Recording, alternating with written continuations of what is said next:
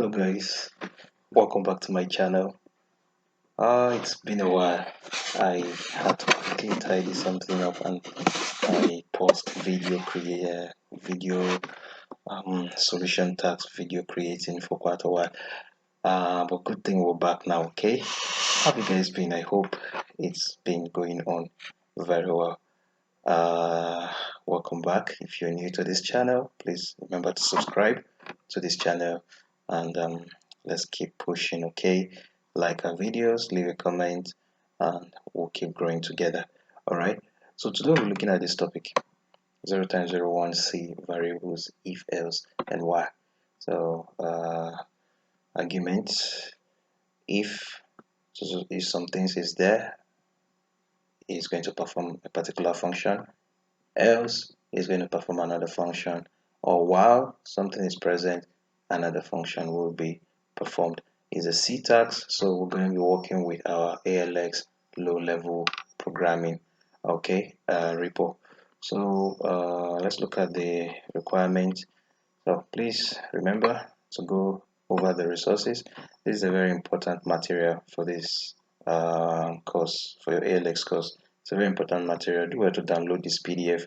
Always refer to it on various topics. It's quite a lengthy and bulky material, so be sure to download it. Have it in your system to always go back to it, and whenever there's anything you need to work on, and there's any topic you find that you can always go there, and then it's stated there. Everything is just embedded inside that material. Is quite rich, I assure you. All right, so this is another material. Some of them are on Wikipedia and the rest of them. So you can just click and then go over and then see what they're asking you to do here, and then you get better knowledge, better understanding of what it is. In as much as it takes time, though, but still do your best to see what we can do about it. So whenever you see this man or help, you can just pick up these keywords, paste them on your Google tab, and then it gives you information regarding what it's asking you to do there, and you get better knowledge and better informed about what you are required to do in that place. Okay, so for this task, we'll be needing to use our VI as our text editor. If you don't have that, you can do your Vim or you use your Emacs. We'll be compiling our code using the GCC compiler. This GCC compiler actually creates object files for you, executable files as you would like to call it. Then every C file that you write, you will need to compile them. I'll show you that as we continue.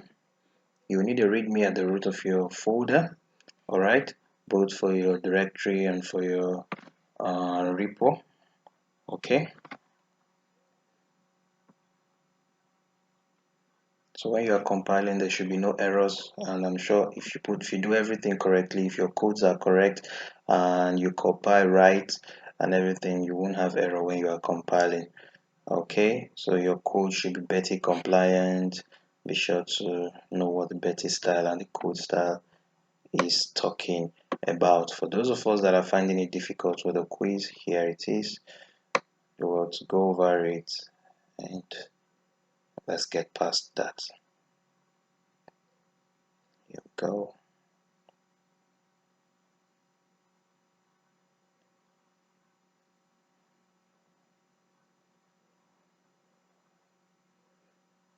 You can pause the video if I'm too fast.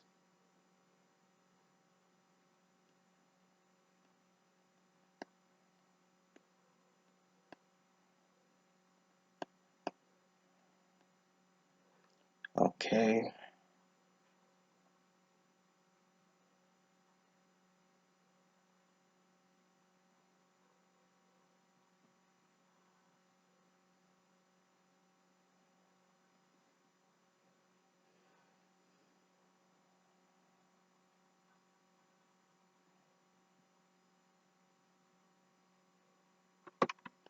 Okay, so that is it about the quiz. So we are going straight into the task of the day. For this very particular project, for this video, I've created a Google document that I'll paste the link on the description box. You will find for every task you'll find the file that we need to create is emboldened this way, and then you'll find the content of the code that should be in that file. Okay, so it always ends with this curly bracket here. So we're looking at from the first curly bracket to the last curly bracket. Okay, so here, I'm sorry, from this include, sorry, from the include, hashtag include, where you're importing the libraries, all the way to the last curly bracket. Okay, these are the content of the file that you'll be required to create. Okay, I have them for that file there. I have them for one last digit.c. I have it for 100 print underscore com3.c. I have it for 100 print underscore com4.c. I have it for 102 print underscore com5.c. I have it for 2 print underscore alphabet.c. I have it for 3 print underscore alphabets.c. Next one is 4 print underscore alphabet.c, 5 print numbers.c, 6 print numbers.c, 7 print tab alpha.c, 8 print base16.c, 9 print underscore com.c, and then you have your readme. Okay, so quickly let us go into creating this files. For want of time, we will not be creating each and every one of them. I'll just create a few and show you how it's done. So I'll be using git bash. Alright, I found out git bash allows you to is a whole lot easier than using your web terminal. Okay, less glitches, and if you're picking anything from anywhere to paste, it's quite easy paste without complications. So I advise you use git bash. It's very simple to use. Download it, and then you copy your SSH from your sandbox, you paste it, press enter. It will ask you if you trust this system. So just type yes, and then copy your password. It will ask you for your password. Copy your password and paste it. Then you're good to go. You'll be logged in directly into your sandbox. Okay, so whenever you're here, always cd into root. Okay, if we look at this place, you see that I'm already in root, so no point. So now we are going to be cding into the repo that we will be working with. From the question here, you can see that the repo we need to be working with is called ALX low level programming. Okay, we copy this and we cd into it here. You should have it because you've already cloned this repo in the earlier tasks that you've done. You've cloned this repo, so you should have it in your system. All right, so when you cd into this repo, the next thing is to what? Create your directory. In this case, is 0 times 01 variables underscore if else while or that. Okay, so I'll need to mkdir this directory. So of course I already have this directory, so it won't create, instead to tell me that this file already exists. Okay, but in your case it's going to create it. So after it has created it, what do? You cd into that directory. So when you cd into, sorry, my mistake, cd into this directory here. Okay, we're in.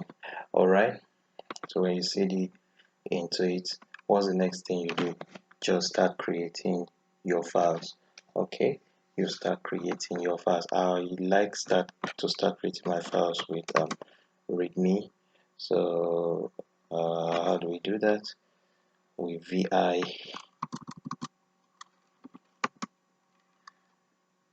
sorry, it's so vi into readme.md. So I like creating it. When you click enter, it brings you into your VI environment.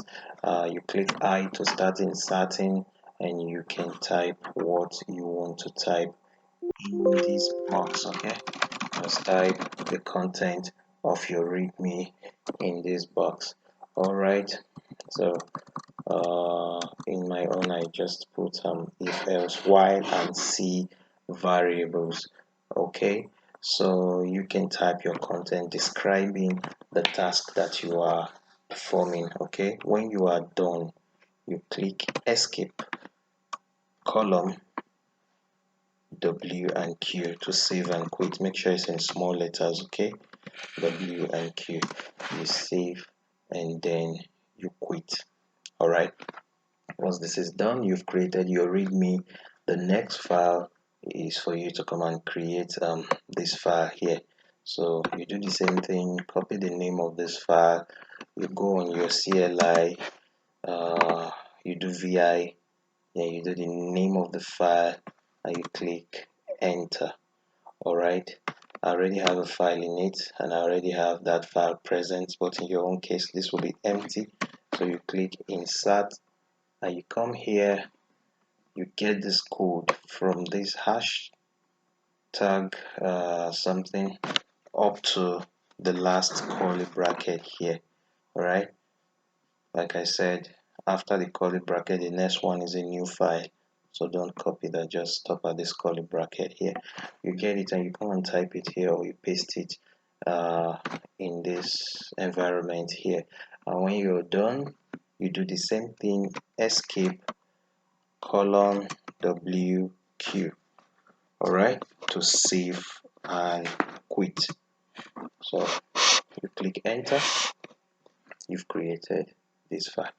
So one thing, pay attention please, one thing, after you've created every C file, you will need to compile that C file, and good thing the compile code was given to you here. So we just need to copy this compile code here. It starts with GCC, it's present for all of them, I'll show you. So sorry, 1 minute. You just copy this, and then you come to your CLI here and you paste it. Okay, when you click enter and it doesn't show you any red anything, it means everything you did was correct, so it compiled it correctly. So that was that thing it was telling you at that first part, that if your files need to compile without error. If you see any error, there's a mistake somewhere, you will need to go back and check it, check the lines and see where your error is coming from. Okay, so in this case there's no error, so it compiles smoothly. Another thing that this compiler does for you is that it creates an object file for you, like this 0 dash positive or negative. All right, if I show you something here now, if I ls this, you discover I have some files on green and some on white.